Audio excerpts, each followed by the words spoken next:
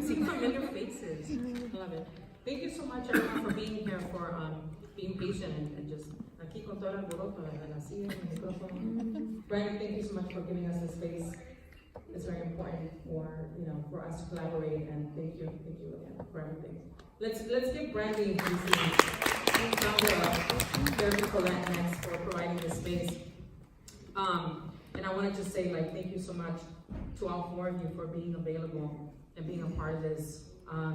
It's such a beautiful thing when we come together and we are here, just sitting down and in solidarity and looking forward to learn a little bit from one another.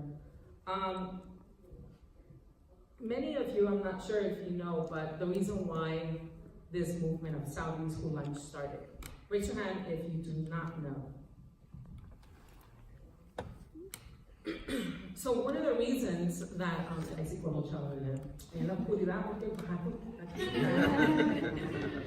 so one of the reasons that Salvies Who Lunch started was because there was a realization that the Salvadorean community is a minority within the community, within another minority, I'm sorry. And it was one of those things that we realized that there's so much need and there's so many stories, so many individuals that we don't highlight, we don't hear about, and it's because we do not know that we exist. And one of the things that we've talked about is Salvadoreans somos como unicornios, right? We know we're there. I believe in unicorns. Or we believe in mermaids, and we believe in mermaids. But it's one of those things that we know we exist, we know we're there, but we don't know about one another. So this movement started over lunch with friends, and we were talking about what it means to be Salvadorian American, right? Because it's a new generation of Salvadoreños aquí en Los Angeles, here in the US, and it's like, we hear these stories, we hear about how we were raised, la comida que comemos y todo eso, but we don't really know who to share it with because we don't know we exist. So one of the missions for the platform was to highlight business owners, artists, professionals, and create networking spaces. And it's very important. Why? Because it's necessity for us to know that we exist, to know that we can find similarities, that we can find empowerment. So this is actually the second event for Salvies Who Lunch. The first one was a screening of a Salvadorian filmmaker, and it was a great space. There was a lot of people that came. It was about over 60 people that came to that event. And if you've been following Salvies Who Lunch for over a year now, a little over a year, we had our big event last year where over 220 people showed up. And it was amazing. I think almost all of you were there, and several people were there, and it was beautiful. And that only let us know that it was a need, and that it was time for us to come together as a community, and the younger generation, right? To come together and empower one another. So here we are. It was a promise. We said we're going to do panels, we're going to do workshops, we're going to create networking spaces, but we are going to create these spaces that are safe and that are inclusive and that we can showcase just all of our differences in one space. And it's about learning one another. And if it makes us feel uncomfortable, then we need to ask ourselves, why am I feeling uncomfortable? This is the only way that we can learn. Not only learn about one another, but also hopefully we can find healing in these spaces. So with further ado, I'm going to start introducing the panelists here. And the panel today is called Stories of Healing and Empowerment. So hopefully you can find some similarities, share those stories. I'm sure you'll probably laugh or maybe cry with us. I don't know. I feel like crying right now. Maybe because I'm just too excited. But it's one of those things that thank you again for being here, and again thank you to all four of these amazing individuals that are here. So I'm going to start, and I have two Cindy's here. And mi nombre es Cynthia. It's a South thing. And then we all probably spell it differently, right? So I'm going to start on Cindy Montenegro.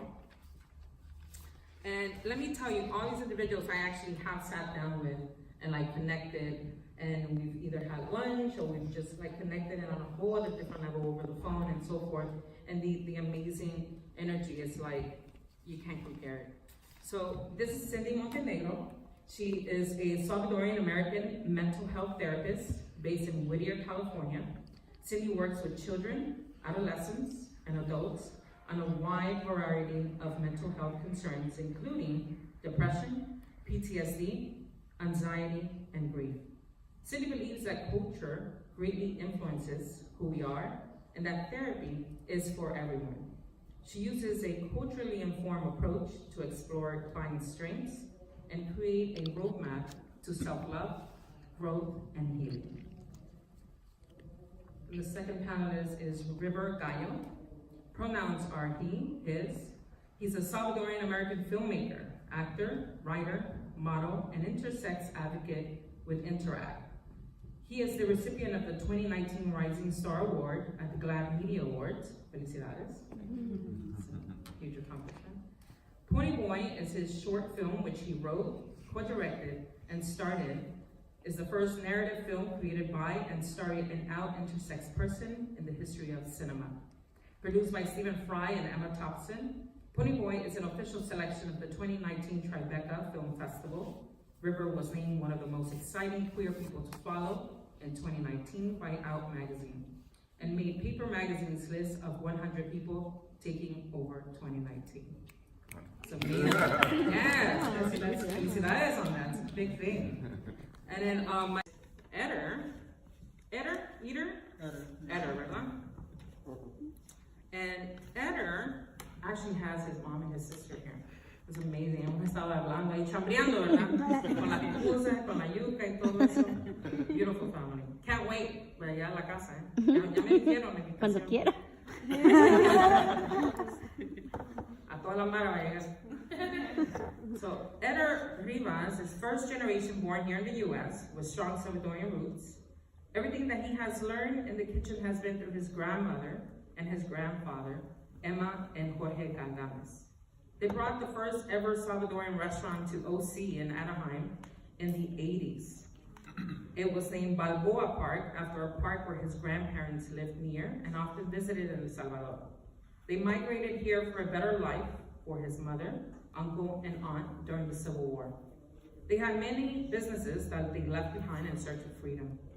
He's very fortunate to still have them around to guide him through the endeavor of becoming a chef. For years now, him and his wife have started a small catering business that is called What's That You're Cooking. Him and his wife have been working full-time and looking forward to expanding the menu, and he's growing that small business. He's a perfectionist when it comes to his dishes and takes great pride in being authentic in his home-style cooking. He's very thankful and grateful for the help and support of his followers and loyal customers. And he thanks everyone for helping him to continue his business growing. The last panelist is Cindy Luquin, who's a fertility coach, AKA the Latina womb whisperer. I love that. She's a scholar, wife, educator with a background in language translation and interpretation in healthcare and public education. Cindy is currently working on her master's in Latin American Studies at Cal State LA. Her mission is to help women dealing with fertility challenges reconnect to their womb. Through her work, she centers Latinx and communities of color to provide evidence-based information and tools along with mind, body, spirit connection, so you can have true autonomy and informed choice for overall wellness. She believes wombs are at the core of reconnecting to ancestral healing and achieving healthier lives. This is like amazing stuff that all four of these individuals are doing. En otras palabras, así en Salvi terms, right? Cachimbones. Cachimbones, esos son los que son, right? So, I mean, hearing all these intros and the bios and, you know, just talking to you, I recall like just all of you, the conversations that we've had, and there's a reason that I said, you know, these individuals are the ones that I would like to showcase and highlight, especially because it was important to share here at this mental health resource fair, right? The different ways that people heal. And I know for a lot of us, we all have our own stories of healing and coping and having like dark issues and so forth, but we don't know how to deal with that, right? And one of the things that I remember talking with Cindy was, well, there are ways to heal, but not everyone wants to go to a therapist. Not everyone wants to seek that more professional advice, right? So here you have 4 individuals who have decided that based on their experiences, their personal stories, they are. Can I just ask, I'm not going to ask directly who wants to start, but can you all share when was that moment or that story that made you realize this is what I want to do with my life? I had been on hormonal birth control for about 6 years, and I thought I was being responsable, because that's what they tell us in our culture. Like, why does this salir con tu domicilio? You're in college, so take care of yourself. So when I went to the doctor, I was diagnosed, had a grapefruit sized cyst on my right ovary, and I thought, okay, like I thought I was making the right choices.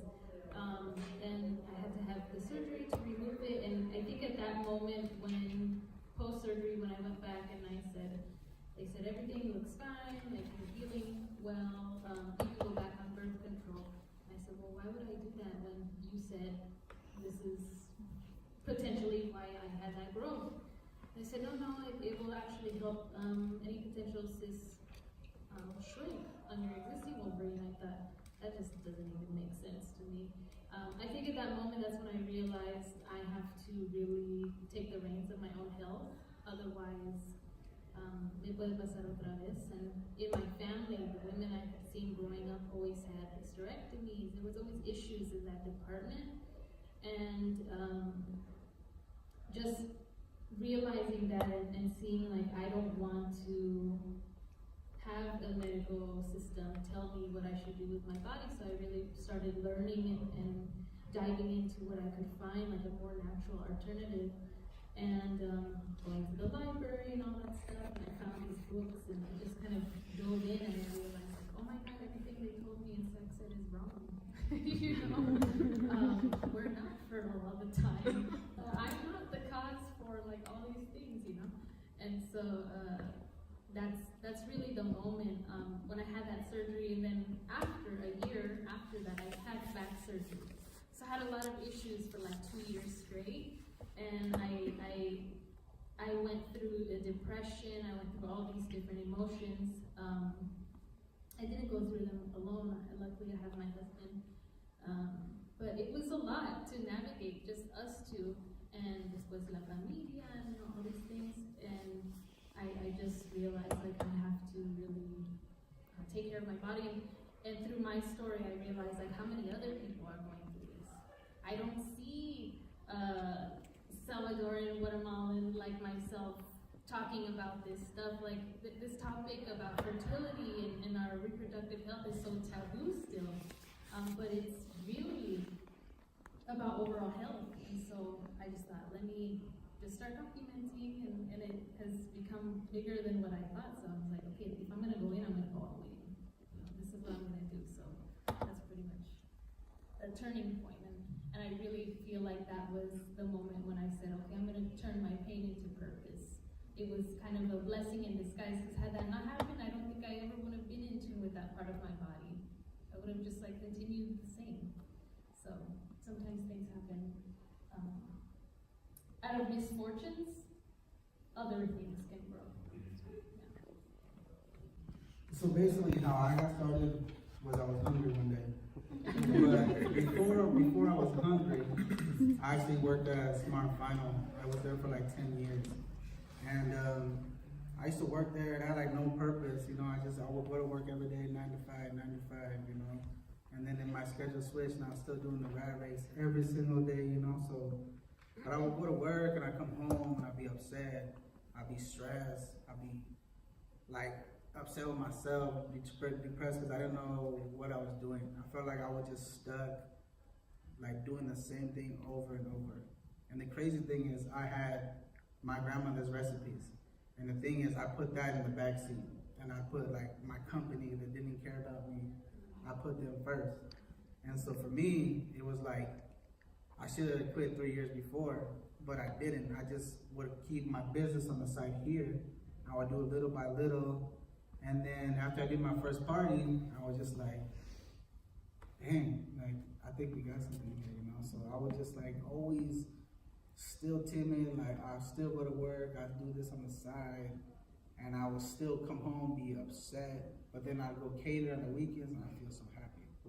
And then I go back to work on Monday again, and I'm just like, oh, I'm back to life again, you know? But the thing was, you know, I just started realizing every time that I went to do these catering jobs, every time I did set up at a brewery or share with people, or I took food to work, and it was like the feeling I got from people like trying my food, trying my grandmother's recipes, like it made me realize more like about the Salvadoran culture. I was very like naive about it, but when I put myself in 100%, I started realizing how happy I was, like learning about my culture, learning these recipes. I felt like I had a purpose, you know? I didn't have a purpose before, and with the food, it's like a responsibility to also share your culture, share your recipes. You know, it's cool to share. I think the funniest question was ever asked me is like, what part of Mexico is El Salvador? And I was like, south, way south. Those are the kind of things that, like, you know, I went from being always upset, pissed off, to like, I would have these moments on the weekend and then it would make me feel good. And I felt like, you know, I was making my family proud, like sharing like our culture, sharing our family. And then just one day, I woke up and then my wife was like, aren't you supposed to be at work? I go, I'm not feeling no more stuff, I'm done, you know? And I quit my job and then I went into this 100%. And it's been like one of the best journeys I could have ever done in my life. It was like I was stuck in a rat race. I had no purpose. I had no connection to like the Salvies community. And like as I started doing this business more, I started meeting more Salvies. I got to meet. And I get to meet all you guys as well, you know, the panel that I'm with. You know, it's kind of cool to be part of something like this because 3 years ago, I would never be a part of this. Because I didn't know that this was possible by following your dream and just realizing, dang, you got something here. Why don't you start cooking and take this serious? And it's just so much fun to just share our culture. And for me, it's just not about the food.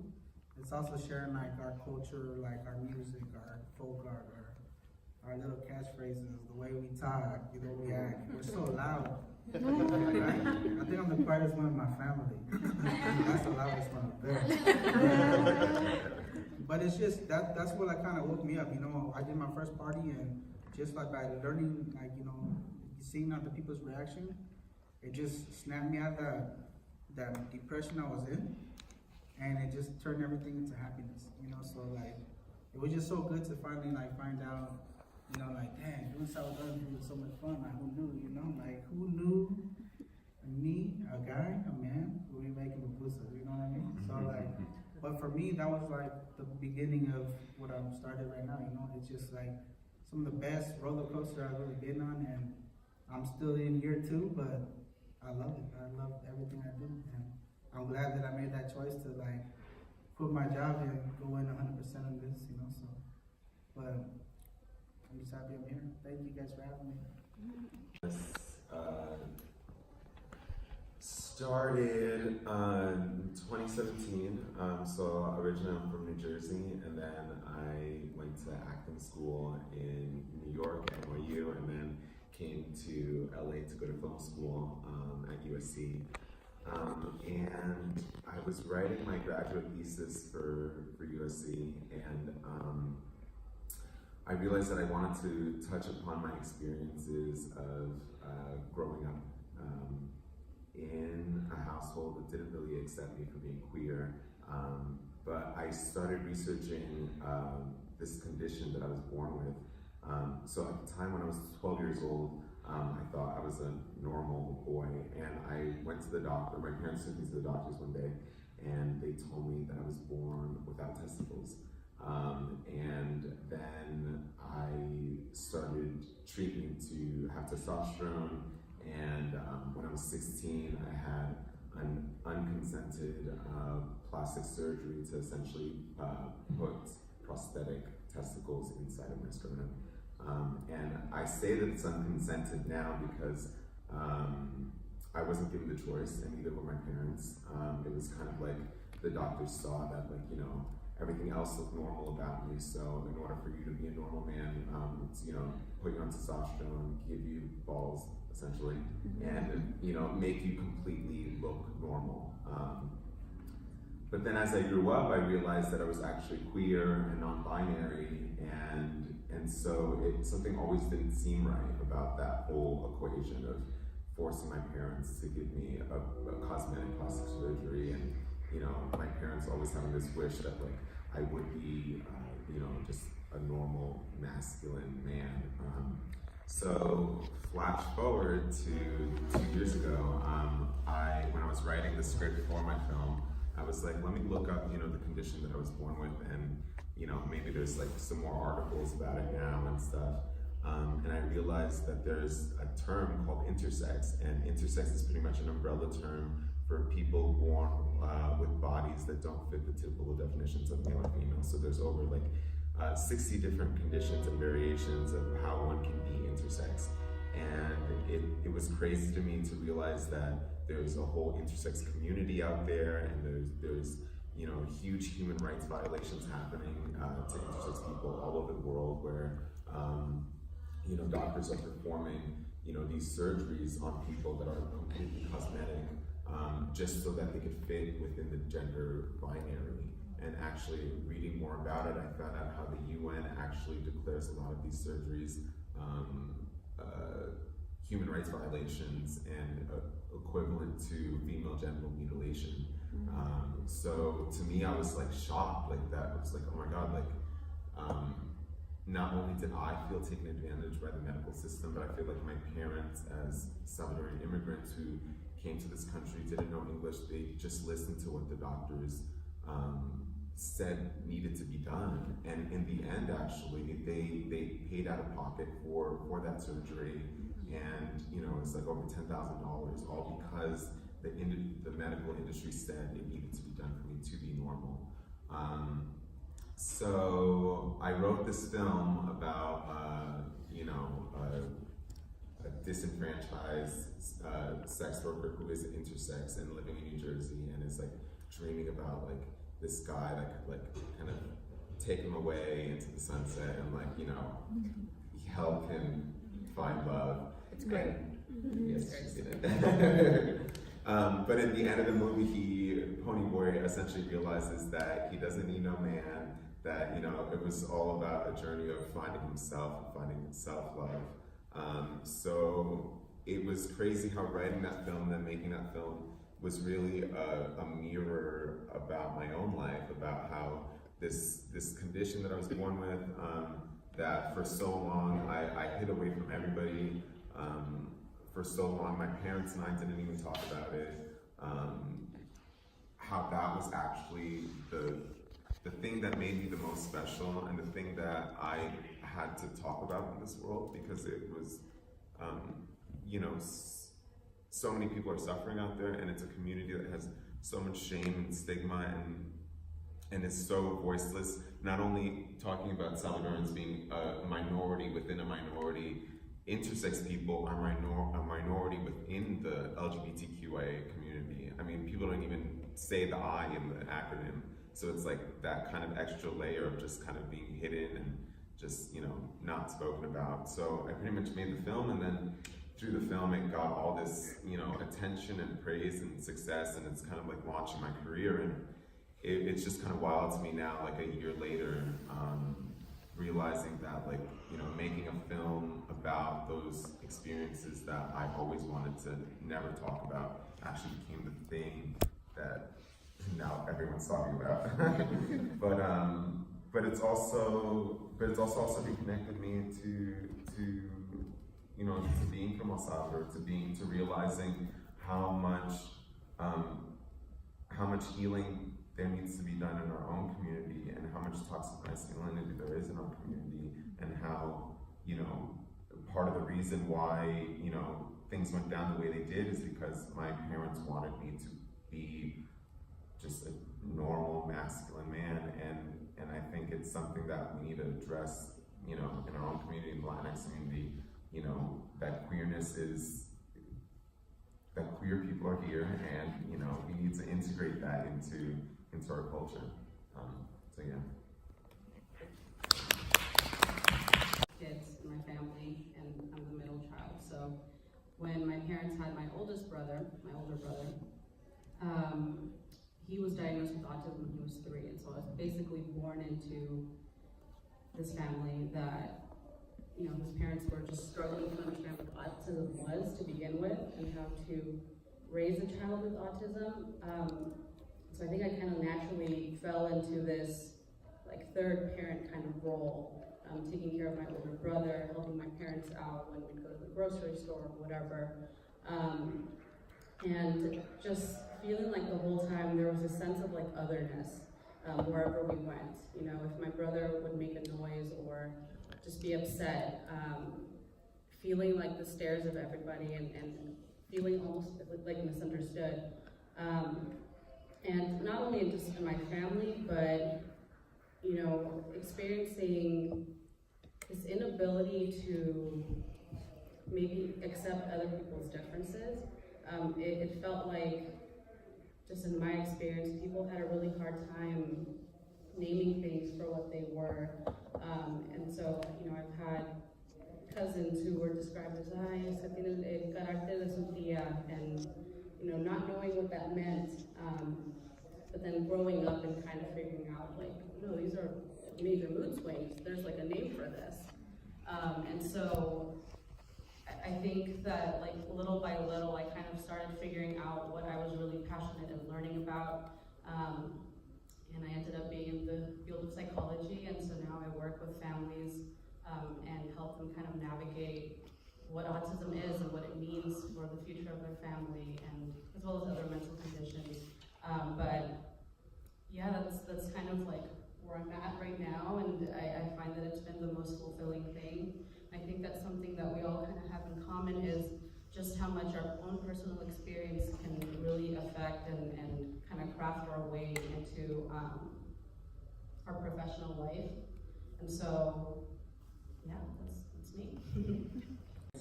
My tíos, my tías, and it was one of those like, pues nosotros nos venimos del Salvador por la guerra.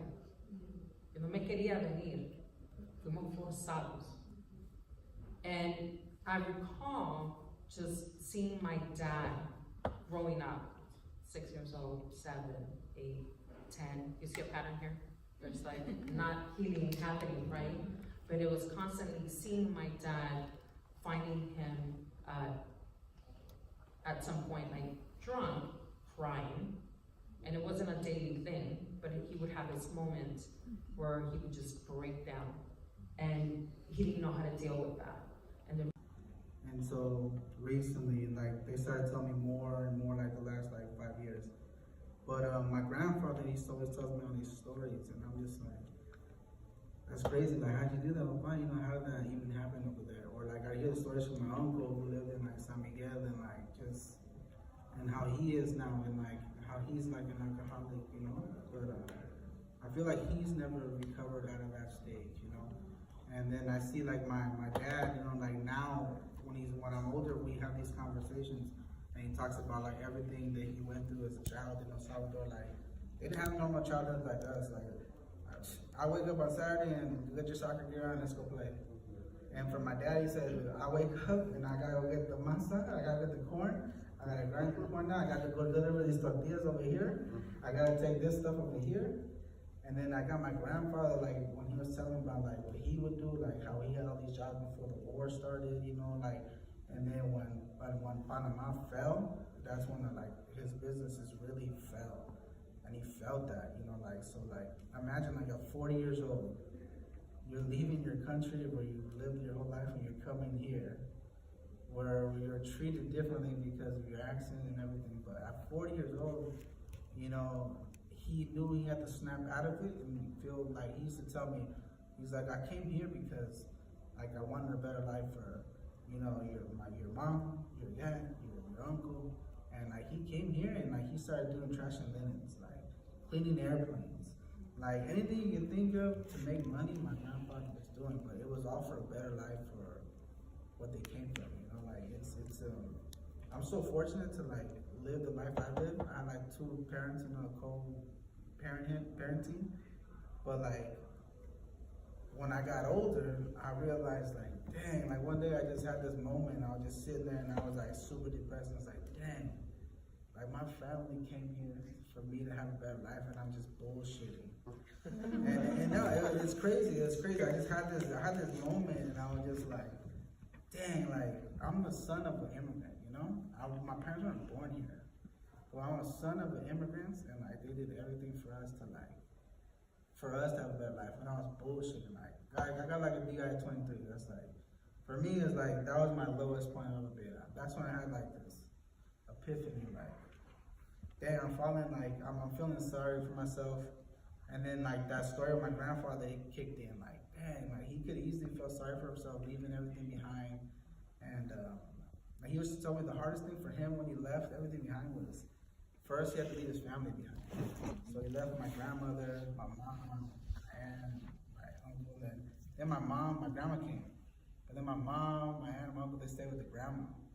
And then finally they were sent over, you know? So like I felt like I was falling into that, and I started feeling sorry for myself, and then all of a sudden I snapped into like what my grandpa was doing, like, dude, you know, don't feel sorry for yourself, figure something out and start doing it. But I feel like that whole, like, what they went through, I didn't start realizing how important that was until I got older. And that's when I was like, dang, like, I gotta really take advantage of what I'm doing. You know, I can't be wasting my life, you know, doing these things when there was so much worse things that they experienced than we experienced, you know. So, but I feel like it also takes like a different type of person, you know, to do that. It takes time. I still see like my grandmother, she's never really, you know, I feel she still has issues about like El Salvador and like things that happened back then, you know, like, but I think with time or with like, I don't know, like a drive for something or a purpose, you can like get out of it. But of course, like you said, you know, it's not linear. It happens, but definitely for me, the thing was, I saw what they went through, and like, I was so selfish of myself to like be wasting everything they did for me to like not snap out of that moment. But I feel like that's what was like passed on to me. Like I saw what my grandfather went through, and I was just like, man, what are you doing? You know, like they sacrificed everything, and you're not doing nothing what you're supposed to do. But that's like a little bit of what I feel about that.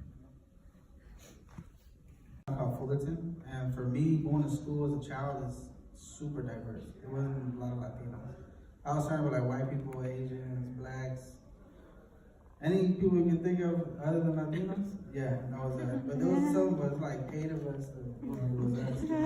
But the thing that like, it kind of got me not to worry about like all that and treat others like when we're little kids, we're taught to treat others the way you want to be treated.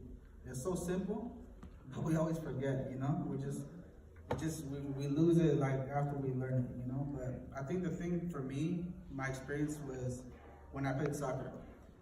And so when I played soccer, my dad would like work at the hospital. So my dad's like a surgical tech. So he would always go and get sponsorship from the doctor so we can get like the less fortunate Latinos to come play with us. Ironically, they're all Mexican. But like when I was a little kid, like they used to always pick on me. You know, I didn't get it, you know? I didn't get like why the Mexican kids always pick on me. Because when I was younger, I wouldn't say I was Salvadorian, I said I was Latino or Hispanic. You know, because, you know, I wasn't, you know, as a little kid, you know, oh, you're Salvadorian, but like when you're in school, as a little kid, you're not learning about, you're learning about Latin America or this, so like, oh, so I'm Latin, you know, so. But I remember like all my soccer friends, they would always pick on me, like, oh, he's just Salvadorian, you know, oh, he's Salvadorian. Or like they'd always say way, and I'd be like, wait. So I remember one time, the first time I ever said that, I was like, hey, wait, to my dad, he's like, ¿qué?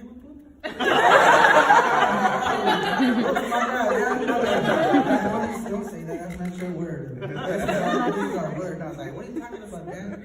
I'm like, yeah, it was crazy. So I grew up with like all my soccer friends, you know, they were all like, our team was super diverse. So You know, we had, not only did we have like Latinos, Mexicans, you know, I was only Salvies, of course, but we had like Koreans, whites, Germans, blacks. Like my best friend is from Sierra Leone, you know, so he came from Blood Diamonds. You know, his parents fled that country for a better life, you know, so it's like the same kind of story we went through. But I think like the soccer thing, once like when this Mexican guy saw me play soccer, that's when like kind of the respect came, because they saw, oh man, this guy can play. And like as I got older, I started getting like more pride into it. Like I started going, nah, I'm Salvadorian, you know. And then for being like Salvadorian, I was just like, dang, I want to embrace this culture more, you know. Like, and with this platform, you know, and meeting, you know, you, I was able to like finally get out of OC to like find my people. Because in Orange County, it's not like a lot of Salvadorians. Like in Orange County, what you do is you find Central Americans, you that's your cousin. So like, if I find a Guatemalan, Nicaraguan, Panameña, trust me, I got so many Central American friends, and it's cool because we got the whole Central America right there. But as a kid, that was like the hardest thing for me, you know, because like people would always call you Mexican, and I would kind of brush it off because for me, it didn't bother me. But now as I'm older, it's not that it bothers me, it's just that I have more pride in who I am, you know. Now that like I figured out what my niche is and what my purpose is and how I share my culture, I always got to correct people. It's nothing personal.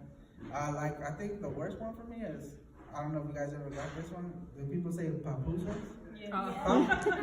Papusas? Oh, trust me, I've heard about papusas, I've heard them all, but that was for me, it was like, I think the sports part is what kind of helped me, like, unite with like my Mexican brothers, because like when it wasn't sports, it was like I realized they would pick on me and stuff like that. But when I got into another world of sports, it was crazy. Like that's when the respect came, because oh, he can play, you know, he can play. He's Salvadoran, but he can play, you know. But and then it went from oh, he's Salvadoran, he can play, but to like oh, he can play, you know, like so. I've seen it all like happen, but in the beginning I used to get picked on, and I was like, why am I getting picked on? But as I got older, I realized, oh, I guess there's like beef with the older generations, you know. But I don't got no beef with nobody. Like I like I'm a people person. I don't care what color, yellow, blue, green. As long as you treat me good, I'm gonna treat you good. And I wish that as we were kids growing up, we could have like I could have had that more. Like people just treat you because you're a person, not just because oh no, he's like me. Nah. It's better if we're not the same. If we're all the same, how boring would this world be? You know what I mean? But like, that was for me, that was my learning experience. As a little kid, I was just like, they're picking on me. But as I got older, and now it's funny, I see them now as adults, and they're like, hey man, your pupusas are the best, man. And I was like, oh, I was selling the best when you making fun of me when I was a little kid. That was that kind of my experience. I'm just thankful for the whole sports thing, and I'm kind of thankful for like the area I grew up in, because I just realized that there's so much diversity in Orange County. It's incredible, you know. So for me, it's just like that's why I chose my name. What's that you're cooking? In Orange County, if you see pupusas, if you don't know what it is, you're not gonna eat it. But like for us, what's that you're cooking? You smell the cheese. They're like, hey man, what are you cooking over there? And for me, 20 out of 20, I'll tell you what I'm doing and what I'm cooking. So that's the kind of cool thing about growing up where I grew up. Is the diversity is a little different, but like now as I'm older, I see that a lot more people are more like willing to learn about another culture and not judge you just because you're that culture. As a child, learning experience, thank God I had it though, but that was my experience. So growing up, I have my favorite one was, I don't know, my mom, she always, the way she says it is so funny. She's right here. But the way she says it with like passion. She's like, bye, unco. Like, oh, yeah. Like, I would like do funny stuff, and like that's the one that always stands out to me, because just the way she says it is funny. But as an adult, I like boss, you know, because like in Anaheim, I work with a lot of Mexicans when I used to work as my final. And all of them would be like, hey boss, you know, so like, it was kind of cool that they're giving me that shout out by, you know, you boss, you know, so, but by Yunko is probably my favorite one, and boss is like the respect one that I enjoy. Definitely agree.